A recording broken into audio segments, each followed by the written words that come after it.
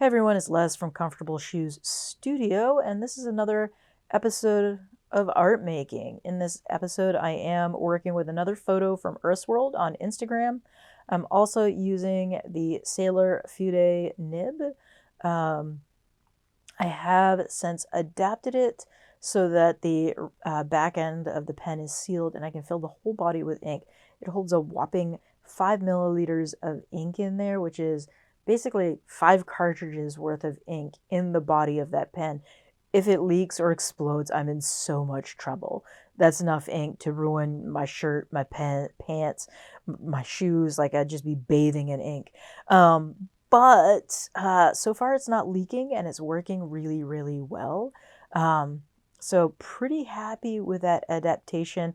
Not sure I'm going to recommend everyone do it yet, but so far, really good adaptation for me. I am carrying it around in a zipper bag in my pocket, so just to be extra careful.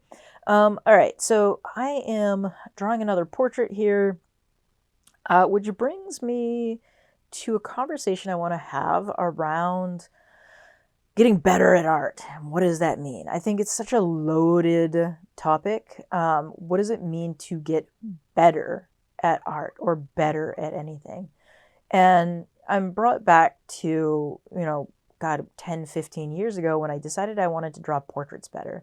I'd always struggled with portraits, self-portraits, drawing other people. I never felt really comfortable with it and really wanted, it was just like a goal in my head that I'd always wanted to do better with them.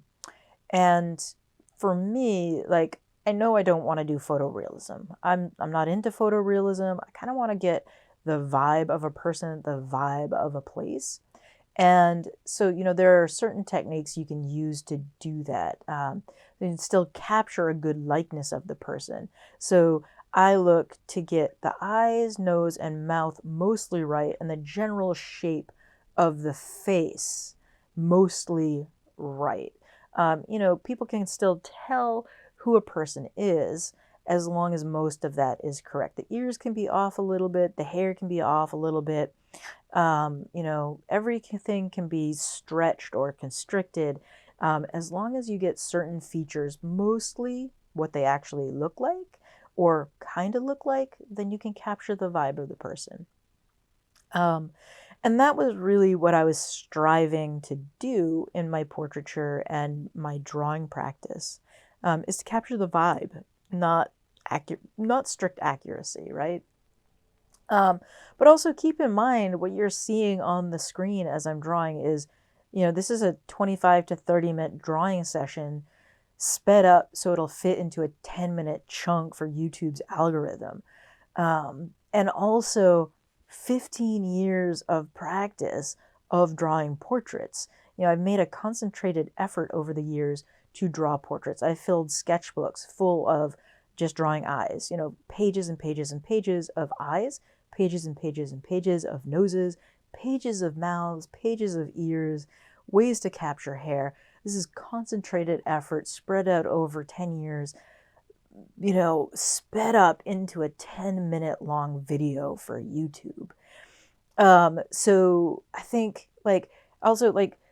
comparison is the thief of joy. Who said that? That is such an accurate statement because when you compare where you're at to where I'm at and what I'm showing you on the screen, it just will ruin the joy that you have in drawing or drawing portraits. But also, I just want to remind people that what you're seeing on the screen is years of effort of drawing. This is not something that came easily to me. This is something that I have practiced on a concerted basis for many, many years. I've concentrated on this because it's something that was important to me. But also, I want to say to you, decide what better means to you. I decided what better means to me and went after that. I, have stared endlessly at eyeballs, noses, and mouths and attempted to relay that in a sketchbook. And that's what better meant to me. In terms of Connie Salisbury, I can't remember the whole username on YouTube, mentioned line quality. And I would also say, if you are trying to change your line quality, what do you want in terms of line quality? My line quality has changed a lot over the years. If you had looked at my first drawings of faces, the line quality of those faces is very different from the line quality that you're seeing today. And again, part of that is concerted effort, but also I've been drawing since I was a child.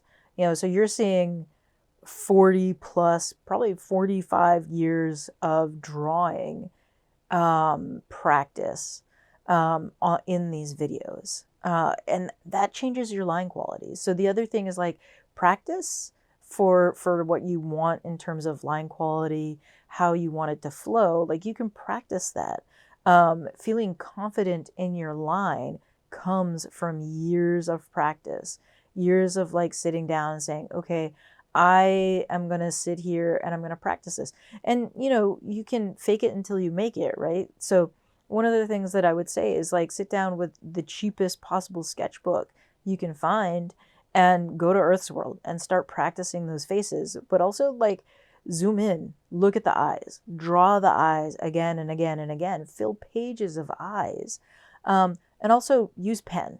I know a lot of us want the security of an erasable pencil or even an erasable pen.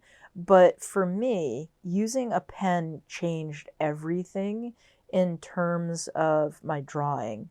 Because I was using pen, I couldn't erase. And I'm like, it's the same thing here. Like there are plenty of mistakes in these faces, but I just go back and I correct it with the pen. I go back in, change the line, thicken the line, and go over it again and again until I get it in the right spot, the place where I want it. And that's what changes that line quality to something that feels more confident and looks confident to the viewer. Just allowing yourself to get into that flow state of concentration as you're drawing, and practicing what it means to have confident lines. Like, what does that mean? Part of it is learning your tools and your materials too. Like, I'm less confident with the fude nib than I am with a Uniball bold gel pen because, the fude nib is very new to me. I'm still learning what lines look like coming out of it. I'm learning how to manipulate it so that it feels confident, so it feels like it looks good to me. And I think that's the most important thing about all of these sketches is that I make these for me. Yes, I'm turning on the camera most of the time when I remember it so that I can turn it into a YouTube video, but I'm making these for me as part of my art journaling practice. And whether or not you like it, I hope you do, or not, is not consequential to the drawing process for me. Just have the overhead camera set up and going, trying to capture these things as I'm making them.